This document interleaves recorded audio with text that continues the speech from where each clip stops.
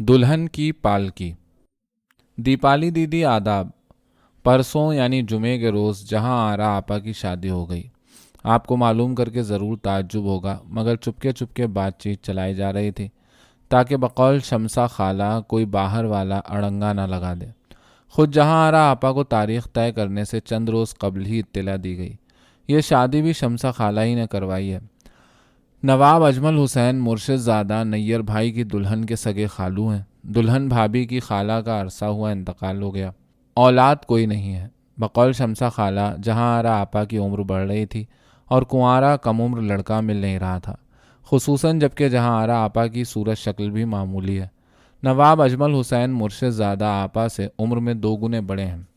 वो भी दिनाजपुर के बहुत बड़े ज़मींदार हैं, मैट्रिक पास हैं, मगर इससे क्या होता है। बकौल शमसा खाला वो अपने ससुर नवाब कमरुज़्ज़मा चौधरी के तोड़ के रईस हैं।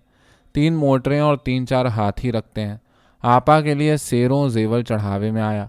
शमसा खाला अम्मी से कह रही थी, लड़का मैट्रिक पास है तो क्या हुआ, कौन सा जहां आरा को उसके साथ बैठकर शेक्सपियर डिस्कस करना है। लेकिन अम्मी ने मुझसे कहा कि बेचारी जहां आरा की किस्मत फूट गई। सुना है अजमल हुसैन साहब काफ़ी अय्याश हैं, शराब भी पीते हैं। अम्मी ने शमसा खाला से उनकी अय्याशी की खबर पर पूछगछ की तो वो बोली, लो बहन बस अब चुपकी रहो। जब लड़की वालों ने सब तरह से इत्मीनान करवा लिया है तो हम गैर लोग क्यों फिक्र में घुलें। दूसरे ये कि लड़का एक ज़माने में ज़रा रंगीन मिजाज ज़रूर था, कलकत्ता जाकर रेस खेलता था और ज़रा पीने पिलाने और गाना वाना सुनने का शौकीन था। मगर गरीब क्या करता, बीवी मर चुकी थी, अकेला दम, अल्लाह का दिया पैसा बहुत, मज़े उड़ाता था। मगर अब फिर से घर गिरस्त में लगकर ठीक हो जाएगा। जहां आरा बड़ी नेकबख्त है, उसकी इस्लाह कर लेगी। सच कहती हूँ दीदी, मुझे शमसा खाला और नैयर भाई की दुल्हन दोनों पर बड़ा गुस्सा आया कि उन्होंने मिलकर आपा को कहाँ झोंक दिया। नवाब साहब इस रिश्ते से कतई खुश नहीं है, मगर सब घर वालों ने मिलकर उनका पीछा ले लिया। वही क्या लड़की का कुआर कोट चुनना है, जब तक वो बैठी रहेगी। अंजुम आरा और अख्तर आरा के लिए भी पैगाम नहीं आ सकते।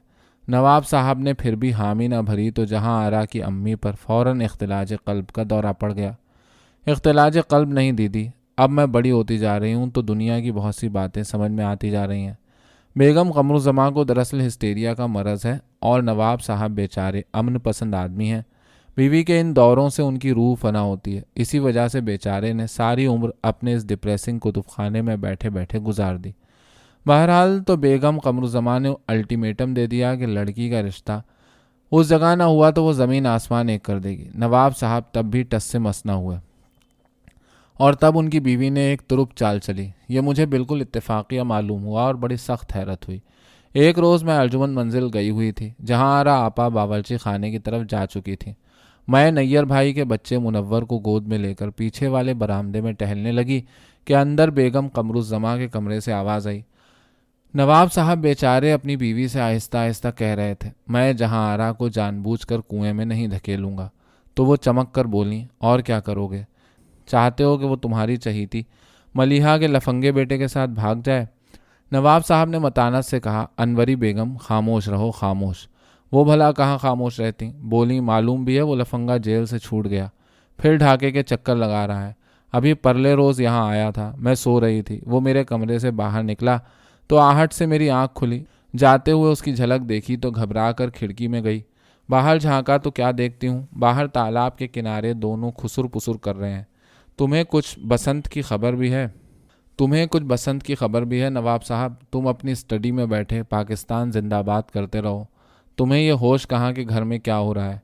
अब तुम यही चाहते हो कि साहबजादी तुम्हारे माथे पर कलंक का टीका लगाकर उस मनहूस उठाई गिरे के साथ घर से निकल जाएं। और फ़र्ज़ करो वो भाग ना भी सके तो ये खबर कि रोनू मियाँ वापस आ गए हैं, कम बदनामी की बात है। बेचारी शमसा बहन और अल्लाह रखे नैयर की दुल्हन ने जोड़ तोड़ करके एक रिश्ता लगाया है, वो भी टूट जाएगा। रोनू मियाँ का किस्सा अब तक छुपा हुआ था, मगर अब बात फैल गई तो जहाँ आ रहा तो खैर हैं ही बदनसीब, छोटी दोनों के भी रिश्ते नहीं आएंगे। नवाब साहब चुपचाप बेगम की ये तकरीर सुनते रहे, फिर आहिस्ता से बोले, अनवरी बेगम, रोनू अगर शादी के लिए अब कहे तो मैं उसे इजाज़त दे दूंगा। 4 बरस कबल मैंने हिमाकत की थी, अब इजाज़त दे दूंगा। ये सुनना था कि अनवरी बेगम पर दौरा सा पड़ गया। कहने लगी, मैं मरती मर जाऊंगी, ये शादी ना होने दूंगी। اور یاد رکھو وہ اب تمہاری لڑکی سے بیاہ کرے گا بھی نہیں۔ میں اس روز کے بعد شمسا بہن کے ذریعے اس کے رتی رتی حالات معلوم کروا چکی ہوں۔ وہ اس ہندو بیرسٹر کی لڑکی کے چکر میں مبتلا ہے، سر پریتوش کی لڑکی، یوں کہو کہ بیرسٹر کی لڑکی نے اسے رکھا ہوا ہے۔ توبہ توبہ توبہ، اس خاندان میں تو ایسا بے غیرت آدمی پیدا ہوا، مگر کیا کرے، ہے بھی تو پاٹ کوٹنے والے 2 ٹکے کے کسان کی اولاد۔ اجی وہ تو اب سونے کا بن کر بھی آئے تو میں اس دہلیز کو نہ پھلانگنے دوں۔ آوارہ، 2 کوڑی کی اوقات، میری شہزادی کو لے جائے گا۔ اور اجی تم بھی سٹھیا گئے ہو کیا، یا مرحومہ ملیحہ بیگم کی محبت نے جوش مارا ہے؟ بلواؤ تو اس کو، ذرا دیکھوں کیسے شادی کرتے ہو جہاں آرا سے اس کی۔ اتنا کہہ کر وہ تو ٹسوے بہانے لگیں اور نواب صاحب کمرے سے باہر چلے گئے۔ جب اندر یہ باتیں ہو رہی تھیں تو انجم آرا بھی برآمدے میں آ گئی تھی اور کان لگا کر والدین کا یہ مکالمہ سن رہی تھی۔ جب باپ باہر چلے گئے تو وہ لمبا سانس بھر کر مجھ سے بولی، اب دیکھو کیا ہوتا ہے، اللہ کرے ایسا ہو جائے، اللہ کرے۔ میری کچھ سمجھ میں نہیں آیا تھا کہ قصہ کیا ہے۔ انجم کہنے لگی، ابھی آپا سے کچھ ذکر نہ کرنا، ممکن ہے کچھ بھی نہ ہو اور آپا پھر غلط آس لگا کر بیٹھ جائیں۔ مگر دیدی بیچاری انجم کو ٹوہ لگ گئی کہ اب ابا کیا کرتے ہیں، اور وہ اور مالا دونوں جاسوسی پر مستعد ہو گئیں۔ انہوں نے اپنی جاسوسی کے ذریعے معلوم کیا کہ نواب صاحب نے شمسا خالہ کو بلا کر ان سے پوچھا، رونو میاں اور عما رائے کا قصہ کیا ہے؟ شمسا خالہ ہاتھ کانوں پر رکھ کر بولی، بھیا مجھے کچھ معلوم نہیں، میں نے تو ایسے ہی اڑتی اڑتی سنی تھی، وہی میں نے انوری بہن کو بتلا دیا۔ اب نواب صاحب نے جلد از جلد اپنے رونو میاں کو کانٹیکٹ کرنے کی کوشش کی، ان کو دہلی خط لکھا کہ فوراً آ کر ملیں۔ عما رائے کو فون کر کے پوچھا کہ رونو اس وقت کہاں ہیں، انہوں نے کچھ گول سا جواب دے دیا۔ ادھر دیناج پور سے عقد کی تاریخ جلد طے کرنے کے تقاضے پر تقاضے آ رہے تھے اور بیگم قمر الزماں کے اختلاج قلب میں زیادتی ہوتی جا رہی تھی۔ جس روز نواب صاحب نے ان سے کہا کہ وہ جب تک رونو میاں سے بات نہ کر لیں نکاح کی تاریخ نہ طے کریں گے، تو ان کی بیگم نے قیامت برپا کر دی۔ نواب صاحب نے دلی، بمبئی، کلکتہ، جانے کہاں کہاں ہر ممکن پتے پر رونو میاں کو تار دیے، ٹرنک کال کیے، مگر وہ حضرت جانے کہاں غائب ہو چکے تھے، کوئی جواب نہ آیا۔ ادھر انوری بیگم پر اتنا زبردست دورہ پڑا کہ لینے کے دینے پڑ گئے۔ نواب قمر الزماں نے ہار مان لی، نواب اجمل حسین سے شادی کی تاریخ طے کر دی گئی۔ مجھے اس زمانے میں دیدی نواب صاحب پر اتنا ترس آیا کہ کیا بتاؤں، ایسے ٹوٹے ہوئے اور دکھی اور غمزدہ لگتے تھے کہ دیکھا نہ جاتا تھا۔ آپا کو مایوں بٹھایا گیا، ان کو بس چپ سی لگ گئی تھی۔ بڑی دھوم دھام کی شادی ہوئی۔ روزی آپا کی اور آپ کی عدم موجودگی کا ہم سب کو افسوس تھا۔ روزی آپا کا اب تک کچھ پتہ نہیں چلا۔ ایک خبر ہے کہ معافی مانگ کر جیل سے نکل آئیں، دوسری خبر ہے کہ کالے پانی بھیج دیا گیا، اور ایک خبر یہ ہے کہ کسی انگریز سے بیاہ کر لیا، اور ایک خبر ہے کہ ہتکڑیوں سمیت جیل سے فرار ہو گئیں۔ افواہوں کی کوئی حد نہیں۔ اس بدامنی کے زمانے میں بھی بڑی شان و شوکت کی تقریب رہی۔ نواب قمر الزماں چودھری کی بیٹی کی شادی تھی، کوئی مذاق تھوڑا ہی تھا دیدی۔ دیناج پور سے بارات آئی جو دراصل سب نیّر بھائی کے سسرال والے ہی تھے۔ ایک سے ایک دقیانوسی زمیندار نارائن گنج میں اسٹیمر سے اترا۔ پچھلے سال ہم لوگ اسی برسات کے زمانے میں نیّر بھائی کی بارات لے کر دیناج پور گئے تھے۔ خیر صاحب تو جب بارات ارجمند منزل کے دروازے پر آئی اور دولہا ہاتھی سے اترا تو ہم سب دھک سے رہ گئے۔ کالا بھجنگ، تمباکو کا پنڈا، منہ پان سے رچا ہوا، بس ٹپیکل قصباتی زمیندار۔ نواب اجمل حسین نواب قمر الزماں کے ہم عمر ہیں، بلکہ ایک آدھ برس نواب صاحب سے بڑے ہی لگتے ہیں، اور ان کے گھر کی عورتیں ٹھیٹھ قصباتی ان پڑھ بنگالن ہیں، جن کے نزدیک ڈھاکہ بھی لندن سے زیادہ آزاد ہے۔ یا اللہ، یہ آپا کی سسرال ہے اور یہ آپا کے شوہر ہیں، اللہ کی شان ہے۔ اب اللہ کی ایک اور شان کا قصہ بھی سنیے اور غور کیجیے کہ بڑی بوڑھیاں جو قسمت کا کھیل رٹتی ہیں تو کچھ غلط نہیں کہتی۔ رخصتی کے وقت رونو میاں بحیثیت مہمان آن موجود ہوئے۔ نکاح ہو چکا تھا۔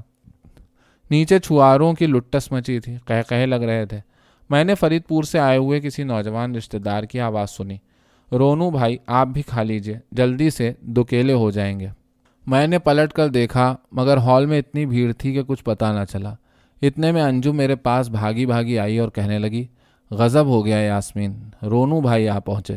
ان کو اب آنے کی کیا ضرورت تھی؟ کیا ان کو ابا کے تار نہیں ملے؟ اور اگر مل گئے تو ان کا جواب کیوں نہ دیا؟ پہلے کیوں نہ آئے؟ اب کیوں آئے ہیں زخموں پر نمک چھڑکنے؟ اتنے میں شور مچا، دولہا آ رہا ہے، دولہا آ رہا ہے۔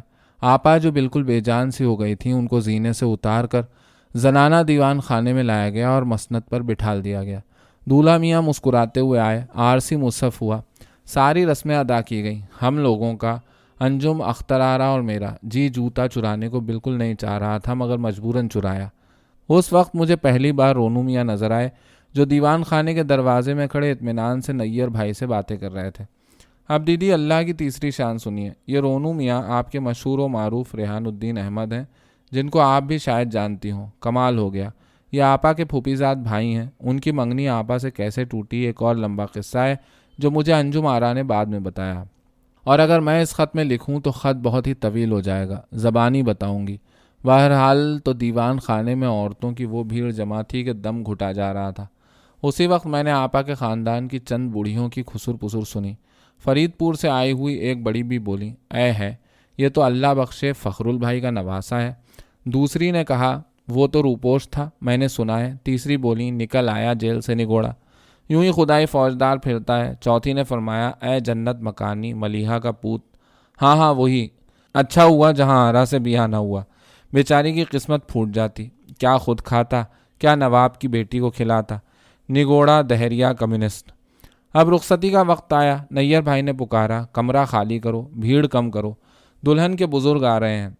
خیر بہت سارے بزرگ آئے آپا کو دعائیں دینے۔ ہاں دیدی، آپ کے بابا، پشی ماں اور تینوں بھائی بھی آئے تھے شادی میں۔ آپ کے بابا آپا کے لیے ایک بنارسی ساڑی لائے تھے۔ دوسرے بزرگوں کے ساتھ جب وہ آئے سر پر ہاتھ رکھنے تو وہ آپا کے سر پر ہاتھ رکھ کر 1 منٹ کے لیے چپ سے کھڑے رہے۔ نواب صاحب نے کہا، بیٹی تمہارے ڈاکٹر چچا آئے ہیں۔ نواب صاحب دراصل رخصتی کے وقت دیوان خانے کے ایک گوشے میں گمسم کھڑے تھے۔ میں نے کسی مرد کو روتے زندگی میں پہلی بار جب ہی دیکھا، مگر سنا ہے کہ بیٹیوں کی شادی پر باپ لوگ روتے ہیں۔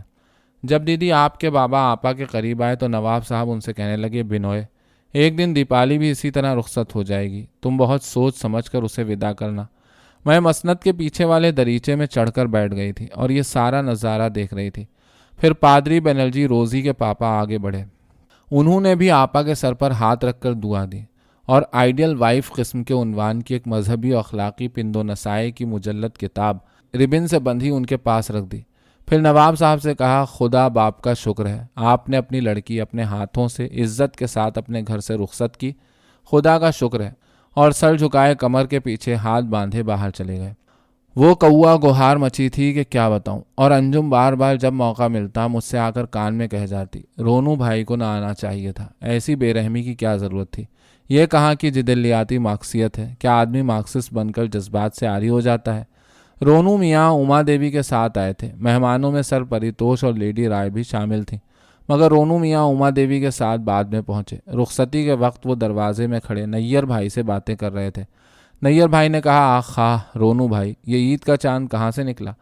آپ سے تو آج 4 ساڑھے 4 برس بعد ملاقات ہوئی ہے۔ کہنے لگے، ہاں بھائی، ذرا ادھر خاصا مصروف رہا۔ یہ بھی کس قدر زبردست انڈر اسٹیٹمنٹ تھا، میں ابھی پچھلے مہینے ڈھاکہ آیا تھا، تب تم لوگوں سے ملاقات نہ ہو سکی۔ انجم تو اس موقع کی طاق میں تھی کہ ان سے مچرٹا کر سکے، وہ بچپن سے ان کی کافی منہ چڑھی کزن ہے۔ لپک کر آگے بڑھی اور بولی، رونو بھائی، آپ ڈھاکے سے کہاں گئے تھے؟ دلی؟ کہنے لگے، نہیں بی بی، میں دلی کے بجائے پارٹی کے ایک ضروری کام سے سیدھا لاہور چلا گیا تھا اور وہاں سے پشاور۔ یہ پچھلا مہینہ پنجاب اور سرحد کے دورے میں گزرا۔ پشاور میں مجھے پارٹی ہیڈ کوارٹرز کی طرف سے حکم پہنچا کہ فلاں کام کے لیے پھر فوراً ڈھاکے واپس جاؤ، تو دوبارہ سیدھا یہاں آ رہا ہوں۔ آج صبح ہی پہنچا تو اما نے بتلایا کہ شام کو جہاں آرا کی شادی ہے۔ کیوں بھائی، اب تم کب شادی کر رہی ہو؟ کم از کم تم تو آگے پڑھ ڈالو۔ بیچاری جہاں آرا کو ماموں جان نے کالج سے نہ جانے کیوں اٹھا لیا تھا۔ انجم مجھے بتا رہی تھی کہ جب وہ اس قدر سادگی سے سب کہہ رہے تھے تو میرا جی چاہا کہ دہاڑے مار مار کر روؤں اور پھر ان کو قتل کر ڈالوں۔ آپا ان کے دکھ میں رو رو کر زندہ درگور ہو گئیں، اور یہ ان کی شادی میں کس قدر مطمئن اور بے نیاز نظر آ رہے تھے۔ ساتھ ہی اما کھڑی تھیں، دیوار سے لگی، اور اینک کے پیچھے سے آنکھیں چمکا چمکا کر رخصتی کا نظارہ ملاحظہ کر رہی تھیں۔ اب ودا کا وقت قریب آتا جا رہا تھا۔ آپا کو گود میں اٹھا کر صدر دروازے تک لایا گیا، پھر رونا پیٹنا مچا۔ نیر بھائی آپا کو پالکی میں بٹھانے لگے۔ اس وقت رونو میاں بھی قریب کھڑے تھے۔ شمسا خالہ بھی ایک ہی خراٹ ہیں، چہک کر بولی، ہے رونو میاں، تم بھی تو بہن کے سر پر ہاتھ رکھ کر اسے رخصت کرو۔ اس وقت دیدی مجھے ایسا لگا جیسے سرخ گٹھری بنی آپا سر سے پیر تک لرس کر رہ گئیں۔ چنانچہ رونو میاں نے آگے بڑھ کر ان کے سر پر ہاتھ رکھ دیا اور آہستہ سے کہا، آل دا بیسٹ بی بی، اور جلدی سے پیچھے ہٹ گئے۔ نواب صاحب قریب کھڑے تھے، وہ چہرہ پھیر کر دوسری طرف دیکھنے لگے۔ دراصل اس وقت وہ زارو قطار رو رہے تھے और उसी भीड़ भड़क्के में एक बड़ी बी दूसरी बड़ी बी से बोली, है इसी तरह दुखिया मलीहा को भाई की हैसियत से कमर मियाँ ने रुखसत किया था। बाहर बैंड बज रहा था। हाँ, एक बात बताना तो भूल ही गई, मैं, अंजुम और अख्तर उसकी शादी से इस कदर डिप्रेस थे। जिन दिनों शादी की तैयारियां की जा रही थीं, मैंने सोचा कि दिल खुश करने के लिए कुछ तो किया जाए। चुनाचे सरोजनी देवी की वो नज़्म पालकी बरदार है ना, कॉलेज की चंद लड़कियों के साथ मिलकर मैंने उसका बैले बनाया और उसे रुखसती से कुछ देर पहले अर्जुमन मंजिल के जलसा घर में पेश किया। आपा की पालकी सामने ही रखी थी और दिनाजपुर पहुंचकर भी आपा स्टीमर घाट से 20 मील दूर अपनी ससुराल पालकी में जाएंगी। हमारा बैले देखने के लिए सारे मेहमान, मर्द औरतें जलसा घर पर टूट पड़े। बहुत से ऊपर जाकर रोशनदानों में से झांकने लगे। बेहद पसंद किया गया। दीदी, ये गोया मेरी पहली पब्लिक पेशकश थी। अब्बा बहुत खफा होते मगर वो खुशकिस्मती से जल पाए गोरी गए हुए थे। आपको मालूम है ना, अब्बा बड़े कदामत पसंद पक्के मौलवी हैं। भीड़ भड़क्के में रोनू मियाँ भी जलसा घर की एक दीवार से लगे पालकी बरदार देख रहे थे। उमा राय उनके साथ खड़ी थी। वो बड़े सोच में डूबे हमारा रक्स देखा किए। जब बैले ख़त्म हुआ तो वो भीड़ चीरते मेरे पास आए और कहने लगे, भाई तुम तो कोरियोग्राफी की खूब सलाहियत रखती हो, शाबाश। कहाँ सीख रही हो? मैंने जवाब दिया, कहीं भी नहीं।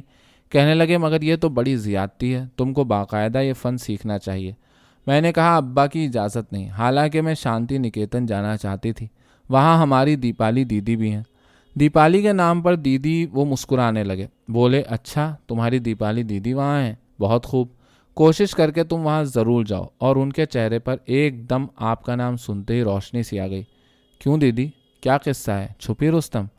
जिस वक्त रोनू भाई मुझसे बातें कर रहे थे, उमा राय ऐनक के गोल गोल शीशों के पीछे से खड़ी मुझे घूरे जा रही थी।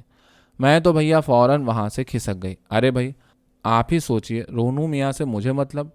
दीदी, सरोजनी देवी के पालकी वालों का गीत कितना दिलदोज है। पालकी चले हो पालकी चले। गीतों की थाप पर फूलों सी झूमती, नदिया के झाग पर चिड़िया सी डोलती, पालकी चले हो। हंस हंस हम गाते चलें तेज तेज, जल्दी जल्दी। गीतों की शबनम में तारा सी पालकी, भाटा की मौजों पर किरणों की लहरें, या दुल्हन के आंसू, सहज सहज पालकी चले पालकी चले। सच दीदी, इस गीत पर बहुत ही मौसर बैले बना। खूब तालें बजीं। उसके बाद आपा को पालकी में बिठा लिया गया। वो बेचारी रोती बिलखती ससुराल सिधारी। जब उनकी पालकी अर्जुमन मंजिल के फाटक से बाहर निकली, रोनू मियाँ उस वक्त लॉन पर एक तरफ खड़े दोस्तों के साथ खुश गप्पियों में मसरूफ थे।